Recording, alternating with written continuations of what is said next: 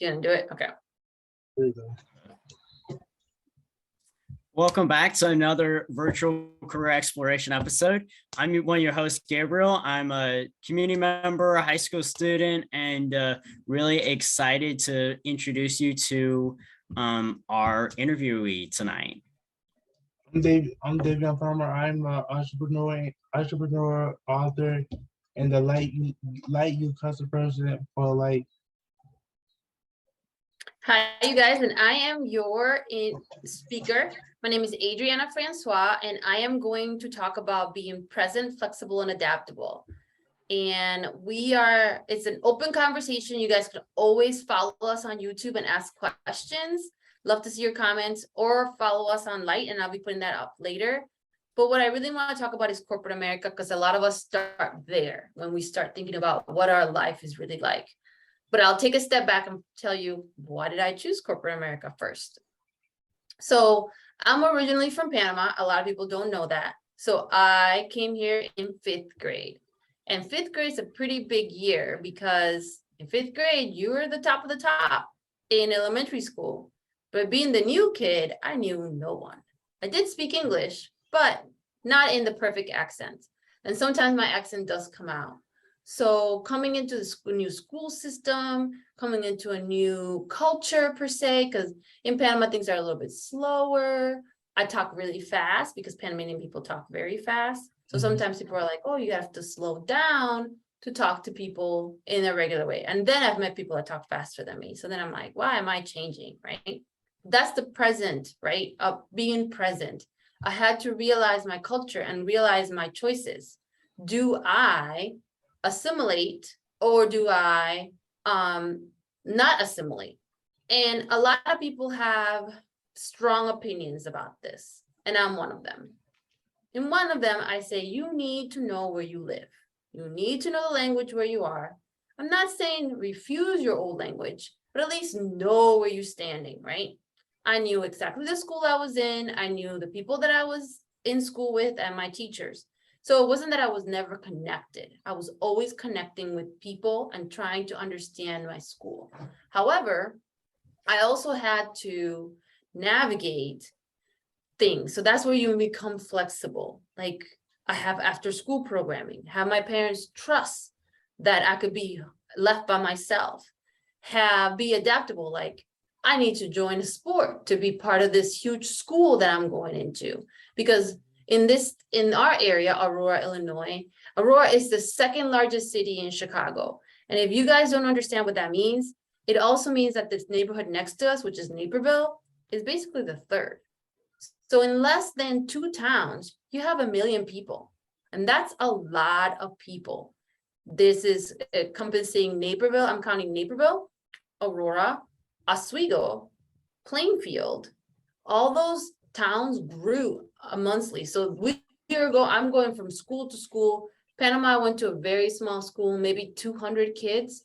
While I'm thrown in my elementary school, there was 500 kids. Then my middle school, there's 1,000 kids. And then my high school was 3,000. So I just had to adapt to being flexible and adaptable. I was okay being in a small group. I was okay being in a big setting, but you have to adapt to that part of yourself. So that's the biggest part of my growing up, was being able to master the language that I was in, hold on to my culture and my original language, which is Spanish, which was a very important thing for me and my parents, and also being able to navigate through the networks of different things that are happening. So you say to yourself, okay, what does that have to do with, corporate America? Well, corporate America is mainstream. So I wanted to be with mainstream people.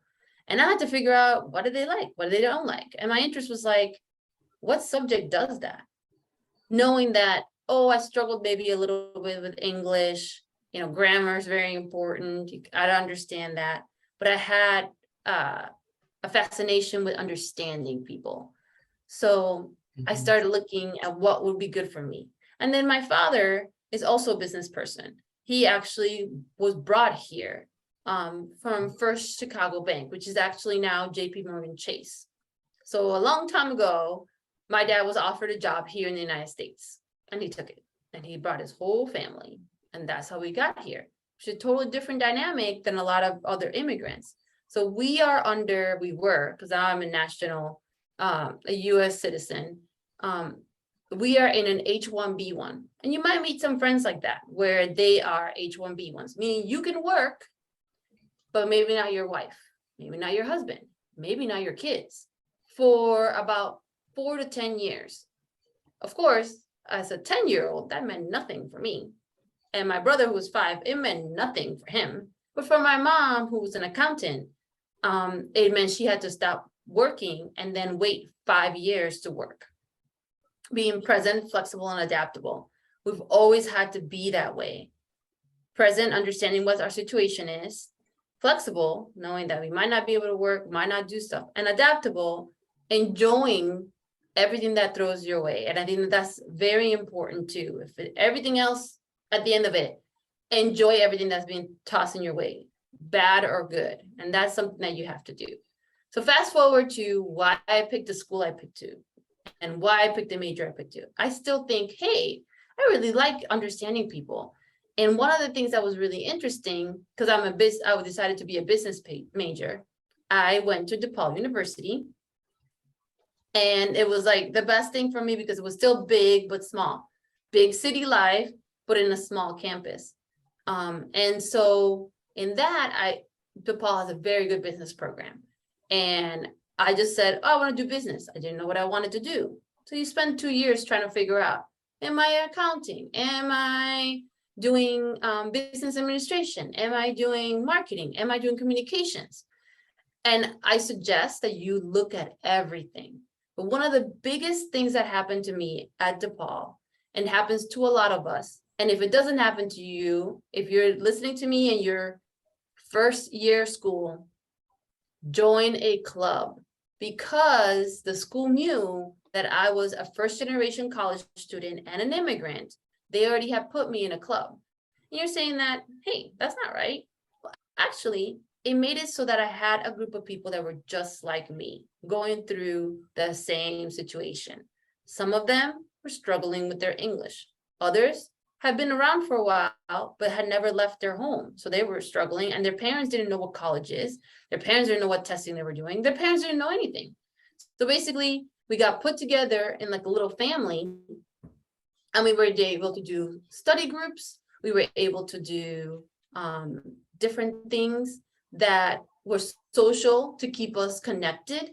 And it helped us understand that there were others like us. And I think that that's the biggest thing about our lives. If you're present, you're not alone.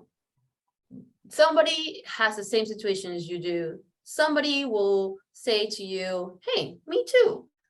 That's okay, because we have to understand that that is part of our lives, to be present and understand that there's more people like us. And being adaptable is, a club is not a bad thing. Join it, try it out. You don't have to be, forever with them, but it was a great support for my 4 years of school. And to this day, I am still really great friends with the people I made in college, because we were adaptable. We adapted to each other. We were just not just any friends. We were supportive friends. We met as supportive friends.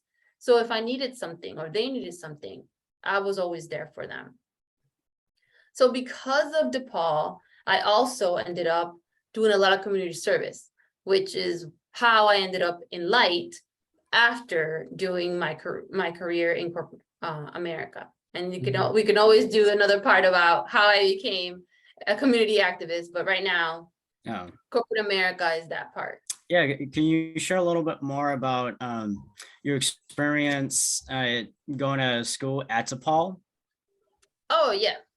So DePaul is in Chicago, in Lincoln Park, and then they have a campus in the city, which is perfect for internships, right? So if you're a business major, you want to be in a school that's in the city with connections to the city with major corporations. That was the best part about DePaul.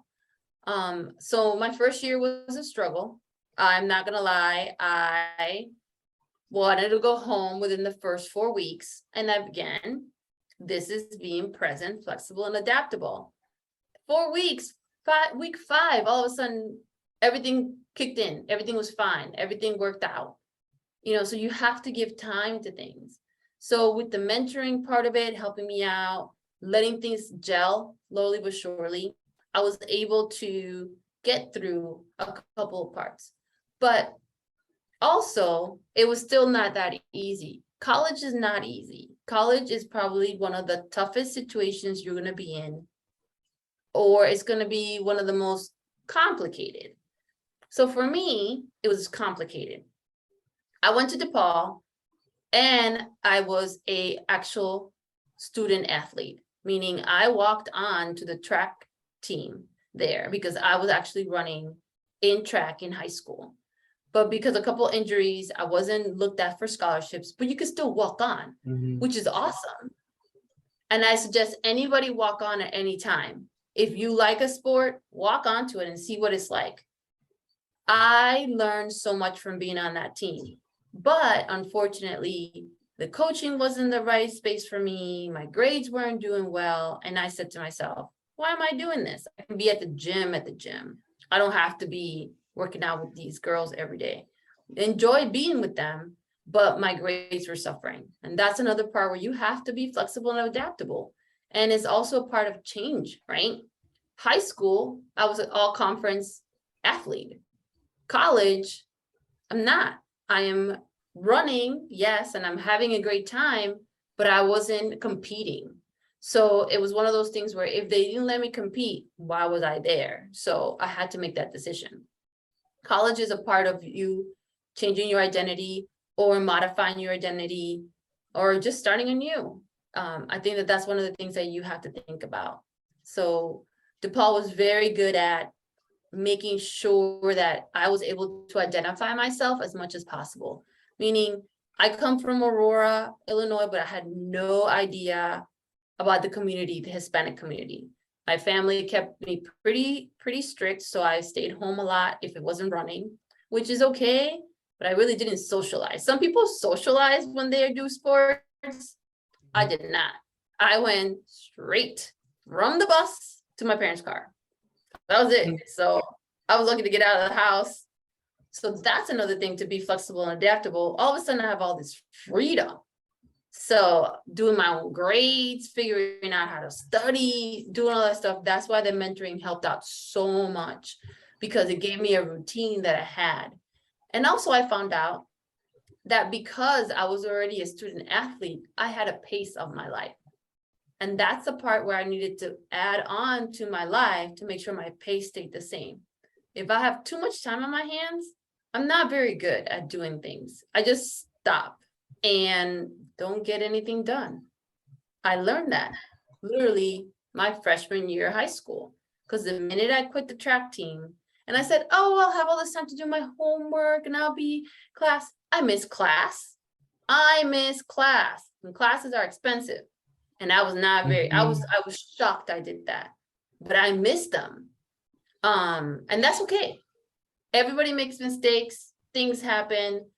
But at the same time, I knew that when I went back to school my sophomore year, missing class was not an option. Junior year, it's not an option, especially when you really want to connect and network with people. You really need to be aware of what's happening in your school, who your counselors are. Another thing that I did was I met my counselor, and it doesn't matter if your counselor changes. You go into the counseling office and ask them, am I on track? So in that one of those sessions, they're like, hey, you like marketing. Well, what do you like about marketing? And I said, I don't know. You tell me. I have no idea what I picked marketing because it's not accounting, because I didn't like accounting. And it's not communications, because I didn't want to write forever. And I didn't talk well. I didn't feel like I was a good talker. So I didn't want to do that. Well, lo and behold, marketing has a lot of branches. And this is where school helps you out decide. So marketing has the marketing design, which is more artsy, right? There is a communication side, and then there's market research, which is where I went into. I love knowing what people like. So I like the data. I like seeing what the numbers look like. I like working on different things. And because of DePaul, we were able to do small group projects, which was amazing to do. Because yes, I know, We've been there. Somebody doesn't want to work. And then you get stuck doing all the work. But this is the thing that you have to think about. It's not just about that. It's what are you gaining out of it? It's not just, do you do the whole work? Is, do you even know what the other pieces of that project is? Or are you just worried about your piece? That's important to know. Because a lot of the times we get stuck just doing that one piece we have to do, but we don't see how it's all connected. And that's a part of a good project, is can we connect it all together? And sometimes you all come together and you do it together, and other times you happen to just let that one person do the intro and the end, and everybody's like, yeah, we got a B plus, and it's really one person. But Yeah. that's not all life. And that's something that you need to be worried about, is you have to continue to tell yourself, do I want to be that person? So in my projects, I made sure everybody was accounted for. And then if I needed to take the lead, I took the lead. And if I didn't have to, because I understood that I wanted to let people shine. And I understood that if it's not going to give me an A, I'm going to take over. But I let the first part happen first. So you always have to have that, right? You have to think about what can you juggle and what can you do.